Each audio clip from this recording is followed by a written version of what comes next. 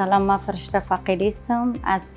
افغانستان آمدیم، فعلا در شهر اسلام آباد. ما مشکل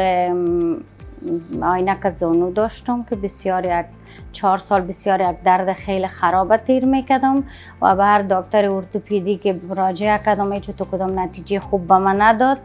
و بالاخره آمدم در شفاخانه کلسوم فعلا قرار دارم و یکی از دوستای ما که در افغانستان بود دکتر عمر زیاره، دکتر بخش ارتوپدی را که در شفاخانه کلسوم فعلا موجود است و ما آدرس گفت و ما آمدم امروز صحبت کردیم و عملیات ما را دکتر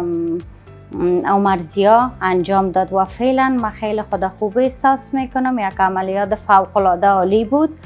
و 4 روز از عملیات من خیلی خوب میگردم، خیلی خود راحت احساس میکنم، هیچ کدام مشکل و پرابلم ندارم و از کل پرسنل که در شفاخانه کلسوم از یک جهان سپاس و خاص از دکتر عمر زیا دکتر ارتوپدی یک جهان سپاس میکنم که بسیار ما را همکاری کردن و امروز من سرپایه خود به خاطر اونا ایستاده هستم.